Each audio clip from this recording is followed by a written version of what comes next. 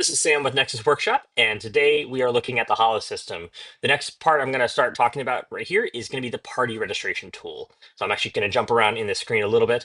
This is my launcher, so this is actually running. I'm running on my local computer here, but it runs on a server at Quest Night, and it has all the different apps. So anyone on the network is able to go to that address of the server, and then they can pull up the app.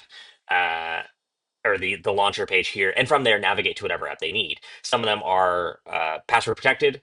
Some of these demigod and god mode options are all password protected. These ones are all open, so anyone can get to these. But the first one we're going to look at is party registration. So this is the first place that players interact. As soon as they come in, they get this. And so from here, they're able to enter the name of the party that they want to create. If they don't have one they like, can't think of one, they can randomize one. And every time they do it, it's going to give them a new random party name. It changes the length, it changes the sort of structure a little bit. And then you can check availability. That's going to say, hey, that name's available, so I can claim it. Instead, what I'm going to do is I'm going to use my party's name. So this is the party I play with every year. This is a placeholder database right now, but I do have this party created in there. So I'm going to check availability, and it says, hey, that one already exists.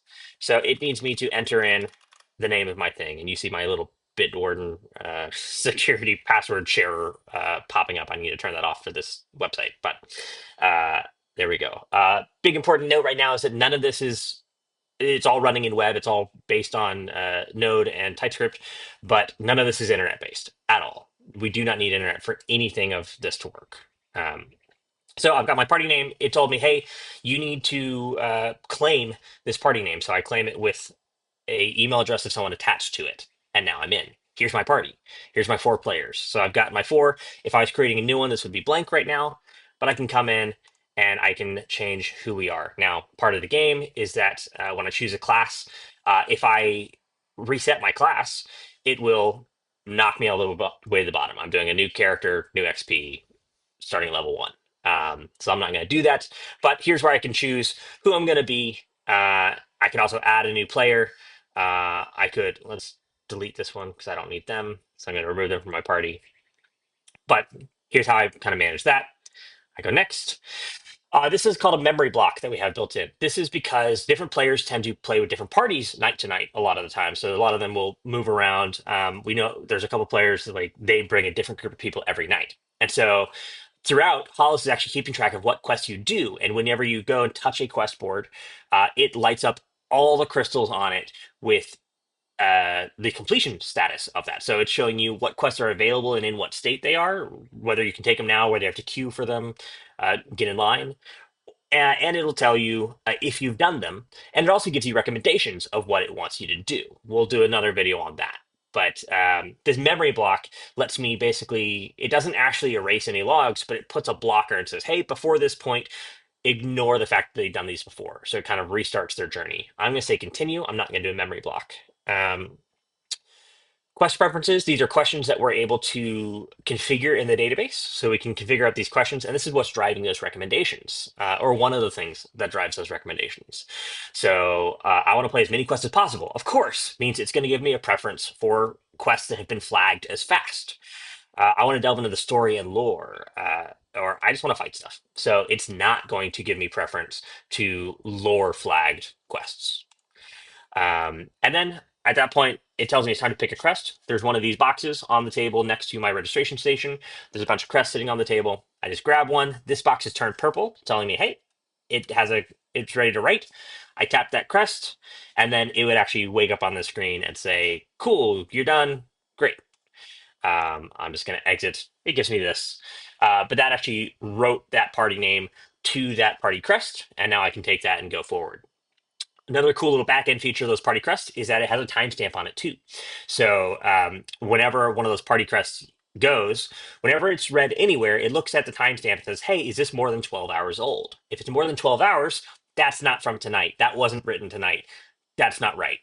Because these party crests get reused night to night. So it basically ignores it if it wasn't written in the last 12 hours. There's also a way to write perpetual tags. So like when I'm acting as the artificer, I'm the one running the system.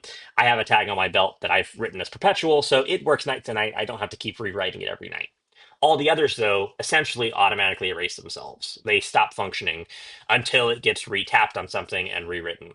We have all sorts of ways to manage that. So you can come to the archer, you can come to other places. We can make sure we get that tag rewritten or re-updated. But that keeps us from having stale tags that like, hey, someone just grabbed one off the table, they didn't think about it, they didn't tap it, they didn't write their party to it. It's the wrong party.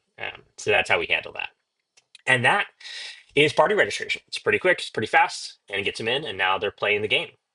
Actually, you know what? I'll touch this in this one because I'm not going to touch this screen very much. The quest status screen is the last thing they do at Party Reg. They grab their stuff, they grab their lanyards, and then we tap their crest in front of this, uh, and this is going to tell us that we have the right party. So I'm going to go in and I'm just going to simulate it because I don't have a box hooked up right now. So I'm going to pull up Party 2. I happen to know that that's me. And it gives me all of my characters on Party 2. It also says, oh, hey, you guys are ready to level up. Which means we need to go and see the Moon Temple and we need to go get leveled up because we have too much XP and we need to level up to the next level. But this status screen is the one that I did the least of. This one is basically untouched from 2 years ago when someone else working on the system with us made this, which is why we're not going to have our own video on it. But it's very cool. It lets the players go around and throughout the night they can check their XP, they can check their level, they can kind of get that dopamine hit of we're leveling up, we're doing the things. It's also how the temple does the leveling up is they have one of these and they do a little ceremony and give them new HP and all that fun stuff.